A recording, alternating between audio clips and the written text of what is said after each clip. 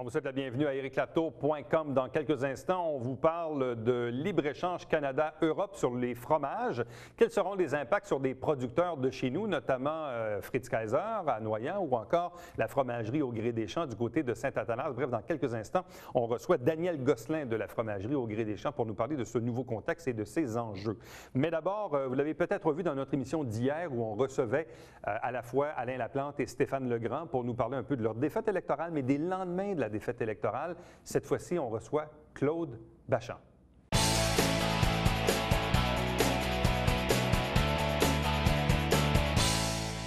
Est-ce qu'il y a une vie après la politique? On va lui poser la question. Claude Bachand, bonsoir et bienvenue.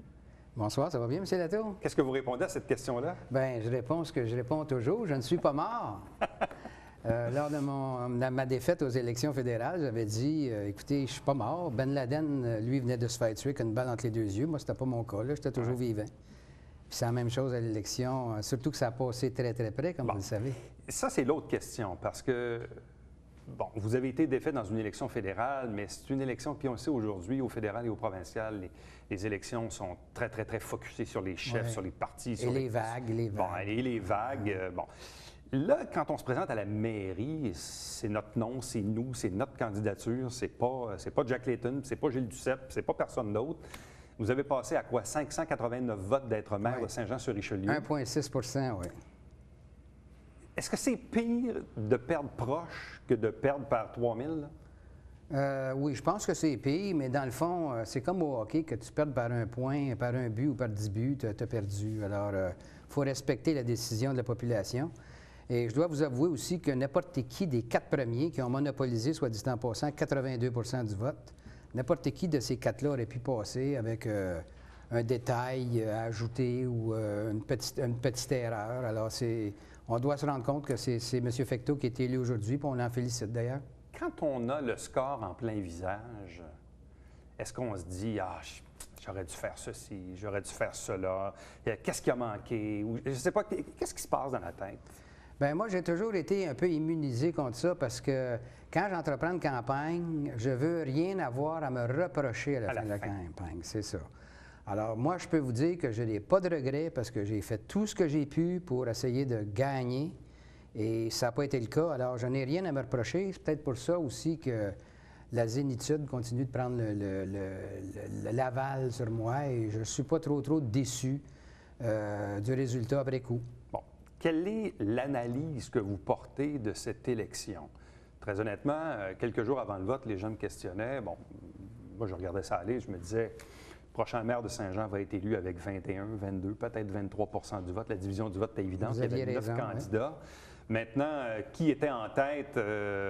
Bon, la notoriété de Michel Fecteau, Claude Bachand était peut-être plus élevée que celle d'Alain Laplante et de Stéphane Legrand.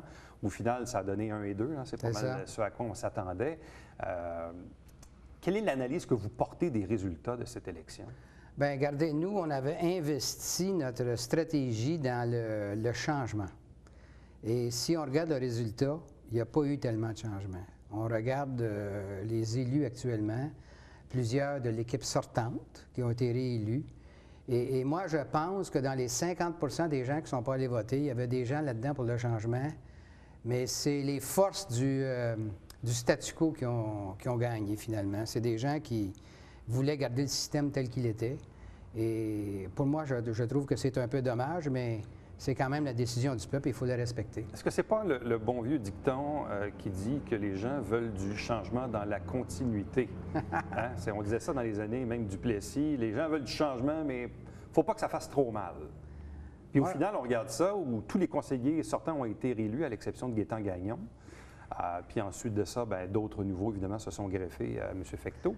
Ce qui fait qu'au final, on a quand même un conseil avec un nouveau maire, certains nouveaux conseillers, mais les sortants sont pratiquement tous revenus. Oui.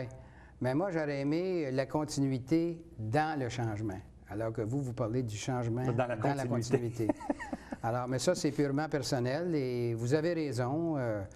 Les gens qui ont été élus l'ont été sur une base du statu quo, je pense. Ouais. Et pour moi, c'est assez dommage parce que nous, on avait fait quand même des engagements assez précis sur le gel de taxes et puis tout ça. Puis là, on constate que on nous dit qu'on va payer un petit peu plus de taxes, et même que dans le transport, comme vous le savez, on va payer peut-être 3 ou 4 de plus. Alors donc, c'est quand même une décision que le peuple devra respecter, puis s'il a à payer la note, il devra la payer. Bon, vous avez dit en début d'entrevue donc que vous n'aviez pas de regrets, vous ne voulez pas avoir de regrets au terme d'une campagne électorale. Cependant, quelle est l'analyse que vous faites du phénomène des équipes? Parce que quelques jours avant le vote, on recevait le maire Delbecq en entrevue et à la blague, je disais à M. Delbecq, est-ce que vous avez fait vos prédictions pour dimanche? Il dit oui. Il dit, je vous prédis une chose. Il dit, les candidats les plus connus seront les élus. Donc, la notoriété en politique municipale, il fait pour beaucoup. Et quand on regarde les conseillers sortants qui sont plus connus que leurs adversaires, quand on regarde les 12 membres de votre équipe pour les postes de conseillers, le niveau de notoriété peut être variable, disons, d'un candidat ou d'un district à l'autre. Bref, est-ce que, sans regretter le fait de se présenter en équipe, est-ce que vous pensez que le fait d'avoir eu des candidats peut-être un peu moins connus, ça vous a peut-être un peu drainé par en bas là, au niveau des votes? Là? Oui, et conséquemment, ça, on en a discuté entre nous dans l'équipe et on a constaté aussi que l'équipe de M. Drano, de M. Fecteau l'a poussé vers le haut, lui. Oui. Parce qu'il y a eu 5 000 voix ou quelques, et puis je pense que ces candidats ont eu 9 000 voix. Alors donc... notamment dans Iberville. Exactement, où M. Bessette a gagné monopolisé le vote. Et forcément, M. Fecteau a suivi. Mais vous savez, à partir du moment que la stratégie est de se dire on veut du changement, on ne peut pas retourner avec une ancienne équipe, parce qu'on entendait beaucoup ces discussions-là en début de campagne. On veut du changement à l'Hôtel de Ville, et ce changement-là ne s'est pas fait. À quoi c'est dû? Peut-être, comme je vous dis, qu'il y a eu une lutte trop farouche entre les 4 premiers, et n'importe qui aurait pu être élu. Mais le fait demeure qu'à la finale, c'est le statu quo qui est privilégié. Vous avez dit tantôt que les 4 principaux candidats ont récolté plus de 80 du vote, sauf que quand on additionne quand même les votes accordés à Jean Lamoureux, à Alain Paradis, à Michel Gauthier, Paul Turcotte, ou Khalid Khalil. Oui. Quand on fait la somme de tout ça, c'est quand même plusieurs milliers de votes qui ne sont pas allés à aucun de vous 4 là, qui étiez en tête. Je sais que M. Lamoureux était très aigri de ça, de voir la division du vote. Est-ce que ça aussi, ça fait partie un peu de l'analyse, de se dire, bon, bien, regardez, là, il y a un 2000 votes qui est allé là, puis il y a un 1500 votes qui est allé là, puis ils ne sont pas allés chez nous. Là. Bien sûr, mais il faut voir les votes qui sont allés à ces personnages-là. Est-ce qu'ils seraient venus chez nous ou s'ils seraient allés chez M. Fecteau ou chez M. Laplante ou chez M. Legrand? Alors là, on est dans la... Politique fiction. Oui, un petit peu de politique fiction, mais c'est sûr que le vote, par exemple, de Khalid Khalil nous a pas aidés. Il n'a pas aidé à Alain Laplante non plus, parce que je pense qu'il y a beaucoup de jeunes qui ont voté pour lui. Et le vote de Monsieur Turcotte, pas tellement significatif. Évidemment. Ouais. Mais les autres, je pense qu'on n'a pas poussé notre analyse jusqu'à dire si ce candidat-là n'avait pas été là, c'est nous qui aurions gagné. Je pense qu'il y a tellement eu de facteurs dans cette campagne-là que c'est difficile à mettre le doigt sur le défaut. Bon, nonobstant le nombre de candidats, avez-vous quand même aimé la campagne électorale? Bien, écoutez, pour certains candidats, puis je ne veux pas les lancer la pierre à aucun candidat, là, mais moi, on m'a même appelé mes adversaires pour me dire que j'avais fait une campagne assez propre. Mm-hmm. Il y en a d'autres qui ont été un peu trop loin, à mon point de vue, mais je veux dire, ça ne changera pas les résultats du vote. Alors, je ne veux pas lancer la pierre à personne, mais il y en a, disons, qui ont cogné un peu plus que les autres. En même temps, et ça, c'était très surprenant, peut-être pas, mais des dizaines et des dizaines de personnes m'ont dit, moi, qu'ils ne votaient pas en équipe, là. Ils disaient, bien, je vote pour M. Bachand parce que je l'ai bien aimé quand il était député ou parce que je le connais, puis je vote dans mon quartier pour Marco Savard, qui pourtant, lui, se présentait avec Legrand. Puis, des exemples comme ça, là, il y en a plein, là, du monde qui ont voté Fecteau en A, Legrand, Bachand, Laplante. C'était assez pêle-mêle, là. Oui. Donc, très honnêtement, je pense que les gens ont peut-être voté en équipe à peut-être même pas 50 %. Là. Vous avez raison. Et ça vous a quand même favorisé dans certains cas, là, où les gens votaient pour vous, mais votaient peut-être pas pour le candidat de votre équipe en bas. Oui, mais ça peut aussi amener une certaine défaveur. Je reviens à M. Bessette, c'est sûr que lui a aidé à propulser M. Fecteau au pouvoir. Alors nous, comme je vous dis, on revient à la stratégie de base. À partir du moment qu'on veut un changement et qu'on pense que le mot d'ordre de la population, c'est le changement, on ne peut pas s'associer avec des anciens du régime. Ouais. Et il semblerait que c'est pas ça qui s'est passé. Vous avez 2 candidats quand même qui ont eu des performances assez incroyables. Michel Gendron, dans le district 3, dans le nord d'Iberville. Stéphanie Jeté également, qui ont eu vraiment de très solides performances, là. Oui. Bien, ces gens-là ont beaucoup travaillé aussi. Je veux dire, je ne vous cacherai pas que dans notre équipe, il est arrivé que certaines personnes n'ont pas toutes fait leur porte-à-porte, et ça, c'est coûteux dans une campagne. Même si on les avait mis en garde, vous savez, moi, je ne suis pas le gourou, puis je ne peux pas les obliger sous peine d'expulsion de la secte. Il fallait les respecter. Mais c'est sûr que normalement, dans une campagne électorale, c'est ceux et celles qui travaillent le plus qui ont des chances de bien performer. Là, vous allez faire quoi maintenant? Là, je vois sur Facebook que vous êtes de plus en plus actif. Vous me suivez, vous, hein? Je vous suis. Là, vous dites, bien, là, je recommence à m'entraîner. Vous envoyez des opinions. Je vous sens quand même très actif. J'ai vu que certains candidats à la mairie ont dit, bon, là, c'était vraiment la dernière fois. Vous, c'est quoi votre avenir politique maintenant? Est-ce que vous en avez un? Est-ce que vous souhaitez continuer? Est-ce que vous souhaitez vous investir? Ouais. Ah, c'est bon, votre question, M. Latour. Bien, écoutez, ce que j'ai dit à tout le monde et ce que je dis encore aujourd'hui, c'est que l'élection, elle date pas de plusieurs années. Elle date de quelques semaines ou peut-être quelques mois.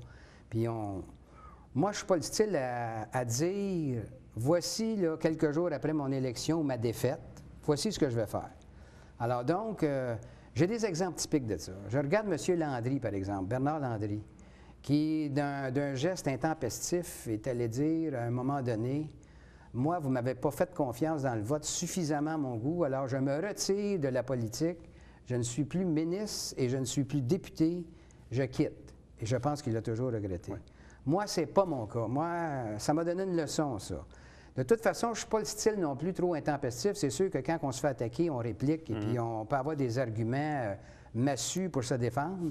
Mais de là à dire, voici aujourd'hui, là, j'ai été défait et voici aujourd'hui, c'est terminé pour moi ou je vais continuer, j'en suis pas là. Moi, je vais aller où la vie va m'amener, dans le fond. C'est ce que je pense. Et je ne ferme aucune porte. Ça n'a jamais été mon style de fermer des portes.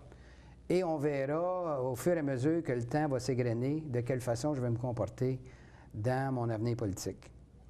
Donc, vous reprenez le profil du gars zen. Bien, c'est vous qui l'aviez soulevé. Vous m'aviez même parlé de zénitude, ce que je trouve qui est un très beau terme. Et oui, je suis toujours dans cette attitude-là. Je suis très heureux actuellement. J'ai beaucoup de temps à moi. J'ai du temps à rattraper aussi dans mes fonctions quotidiennes chez nous. J'ai négligé ça longtemps parce que vous savez qu'une campagne comme ça, il faut s'y préparer d'avance. Ça faisait un an et demi que j'étais sur le terrain. Alors, donc, là, je rattrape le temps perdu chez moi, puis on verra ce que l'avenir va me réserver. M. Bachand, on vous souhaite de très joyeuses fêtes. Oui. Et une année 2014 remplie de toutes sortes de choses. Et qui sait, peut-être qu'on va se recroiser à nouveau. C'est toujours un plaisir de se recroiser, M. Latour. Salut bien. Bye-bye. Restez avec nous, puisqu'au retour, on vous parle de l'avenir des producteurs de fromage. On sait que le Canada a signé un accord de libre-échange avec l'Europe. Quels seront les impacts? On en parle au retour de ceci.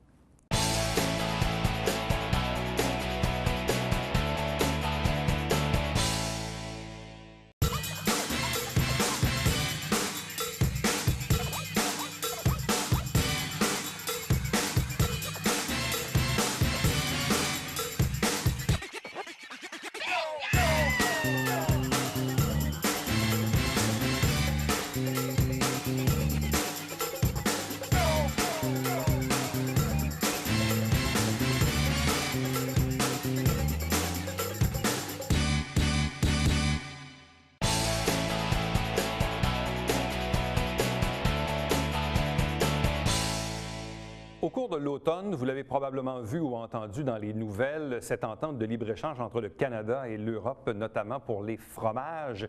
Et quels seront les impacts pour nos producteurs d'ici? On en discute avec Daniel Gosselin de la fromagerie au Gré des Champs. Bonsoir et bienvenue. Bonsoir.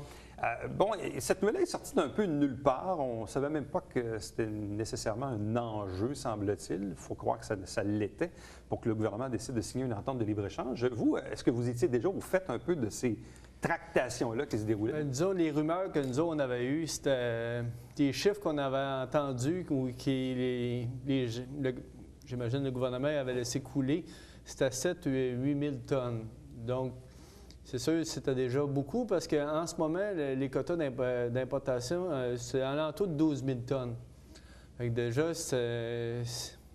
mais habituellement, quand on négocie et qu'on laisse couler des chiffres, c'est pour qu'on puisse négocier à la baisse. Mais quand le chiffre est sorti, c'est 18 000 tonnes qui est sorti. Quel est l'avantage pour le Canada de signer une entente comme celle-ci avec l'Europe?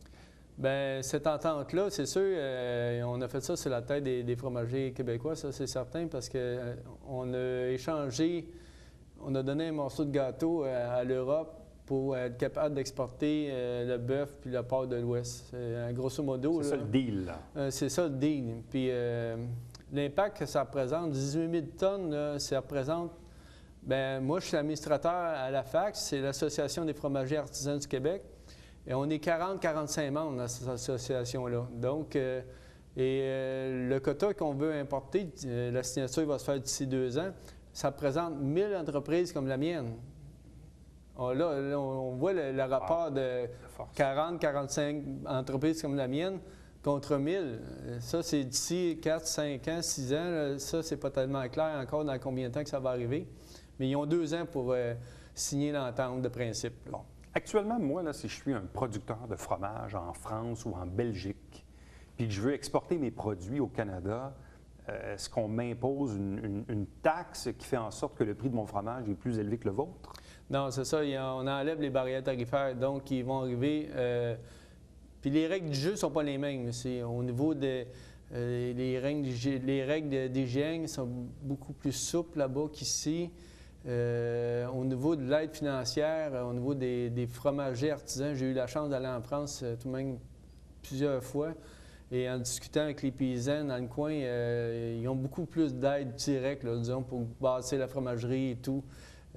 Donc, moi, j'ai pas de problème dans le sens que si on importe des fromages, mais il faut que les règles du jeu soient les mêmes. Et les règles sont vraiment pas les mêmes, là. Bon, est-ce que ça voudrait dire qu'on se retrouverait sur les tablettes avec des fromages venant d'Europe qui seraient, disons, à prix moindre que les vôtres? Exactement, c'est ça qui va arriver. Beaucoup? Bon, nous autres, on pense que ça pourrait être de l'ordre de... Si on parle du Gris des Champs qui se détaille à Montréal à 50 $ le kilo, plus ou moins, on pense que ça pourrait être 35 $ le kilo. Fait que c'est parce que les clients qui viennent chez nous à la boutique... C'est quasiment 30 ça, là. Oui. Ah non, c'est sûr. Les clients qui viennent à la boutique chez nous, il n'y a pas de problème. C'est des vendus à nos produits locaux, puis sont fiers de nos produits. C'est que on va mettre à disposition des quotas. Il y a des gens qui vont en acheter, puis il y a des gens qui vont en louer. Vous, si vous êtes propriétaire d'une boutique à Montréal et que votre marge de profit est plus grande, puis que ce soir, je veux manger une tartiflette, est-ce qu'on va mettre un d'Iberville dans la tartiflette ou on va mettre possiblement, il va proposer un Saint-Nectaire. Voilà, M. Latto, un beau petit Saint-Nectaire. Si ma marge de profit est plus avantageuse sur le fromage français, ça se peut que je pousse lui plutôt que de pousser l'autre à côté. Oui, c'est un commerçant.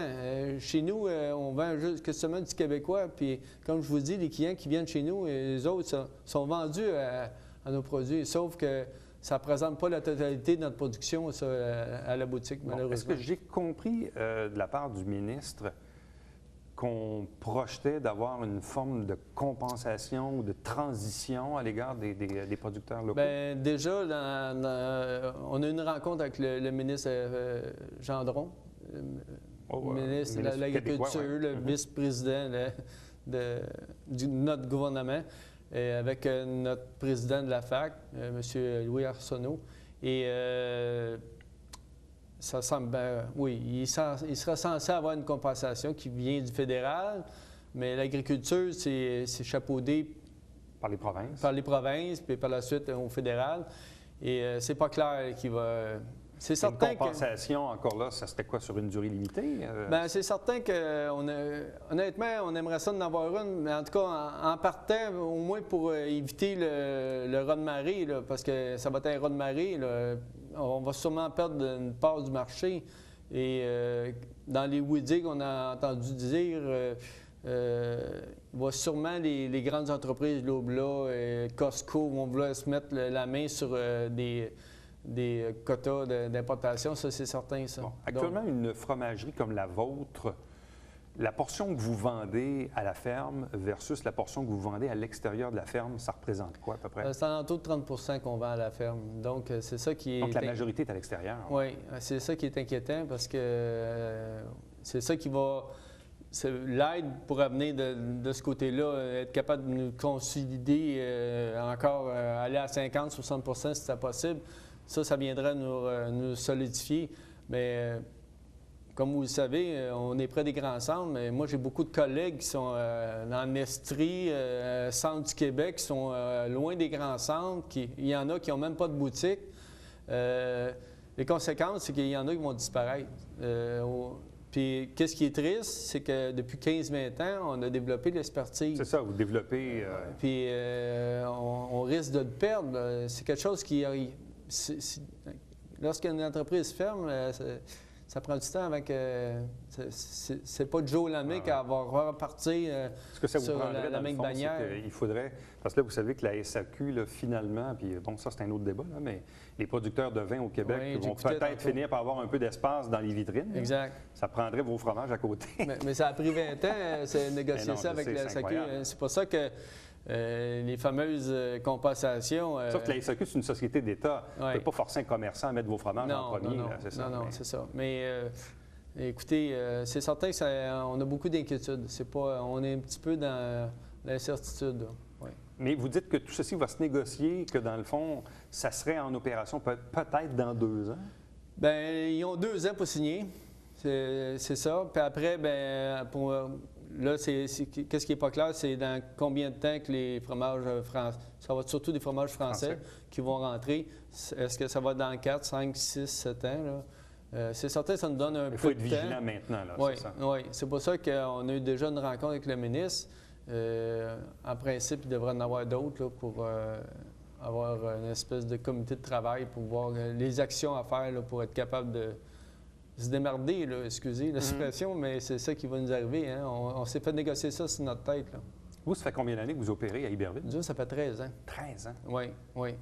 2014, c'est notre 14e année. Donc, là, vous avez combien de produits distincts? Là? On a 6 maintenant. Tous au lait cru. Hein? Ouais. Vous savez qu'il n'y en a plus tellement au lait cru. Hein? Depuis la crise à l'Esteria, et on peut presque les compter sur peut-être une main et demie, peut-être. Des gens qui font seulement du lait cru, là, il n'y en a presque plus. Là, est-ce que vous êtes comme pas mal à pleine capacité avec ce que vous avez en ce moment?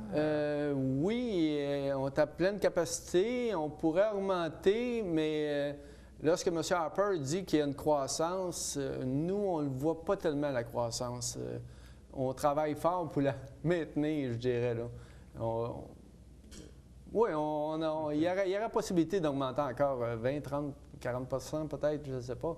Mais moi, je dis tout le temps, c'est pas fabriquer, tout le monde peut fabriquer, mais il faut le vendre, il faut le mettre en marché. Hein. C'est un fromage fermier.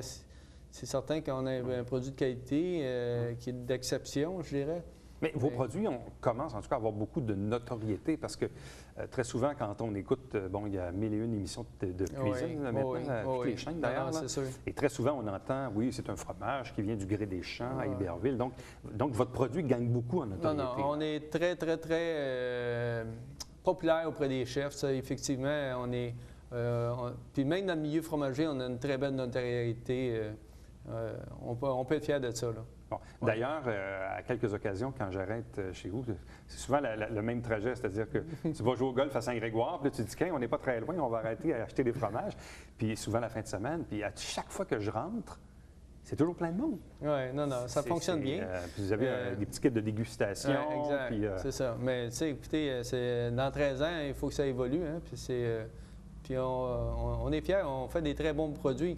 Mais jusqu'à maintenant, on était autonome. On ne demandait pas la charité auprès des gouvernements. On était vraiment autonome. Là, ils nous ont changé les règles du jeu un peu. Là. C'est ça qui est un petit peu décevant. Donc, si les Français se font aider par leur gouvernement, il serait de mise que ça soit la même chose ici, d'autant qu'on vous les met dans les pattes. Oui, mais tu sais, comme je vous dis, au niveau sanitaire, il y a beaucoup plus de contrôle. Il y a un coût à ça. Mais on vit en Amérique du Nord, hein, puis on deal avec ça. Il n'y a pas de problème, mais s'il y a un coût, bien, malheureusement, on va falloir payer à ça. Là. M. Gosselin, merci beaucoup et bonne chance. Bien, ça me fait plaisir. Reste avec nous. Au retour, le Babillard quotidien.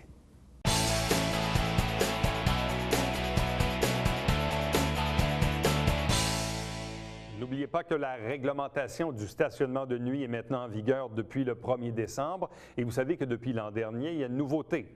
Il vous est permis de stationner vos autos dans la rue la nuit, sauf qu'il est de votre responsabilité de vous assurer qu'il n'y a pas d'opération de déneigement. Comment le savoir? Site web de la Ville. Il y a un numéro de téléphone également qui est affiché, là, que vous appelez, puis vous savez s'il y a une opération ou non. La page Facebook de la Ville, le compte Twitter de la Ville, ou encore plus facile, si vous avez un téléphone cellulaire, vous vous abonnez aux alertes SMS pour les textos. C'est super génial. Donc, à 17h, on vous envoie un message pour dire, là, évidemment, pas le droit de stationner dans la rue pour les prochaines heures. Et on vous renvoie un autre message pour dire que là, maintenant, vous pouvez stationner dans la rue. Donc là, à ce moment-là, bien, soit que vous stationnez dans votre entrée de cour, ou vous trouvez peut-être un autre endroit pour garer la voiture. Donc ça, c'est une nouveauté, mais c'est votre responsabilité de vous assurer qu'il n'y a pas d'opération de déneigement. À chaque semaine, on vous présente une émission qui s'appelle Saint-Jean-sur-Richelieu, où on vous diffuse, dans le fond, des extraits de la dernière séance du Conseil. Vous avez la grille horaire actuellement à l'écran.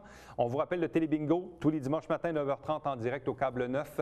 Il y a une trentaine de dépositaires dans la région pour acheter vos livrets de bingo, territoire MRC ou Richelieu-Hérouville. Et il y a 3 500 $ en prix à chaque semaine. Et n'oubliez pas, bien sûr, que nos entrevues se retrouvent sur tvhr9.com en format YouTube, donc disponible pour vos iPhones et vos iPads. On est là demain. Bye-bye.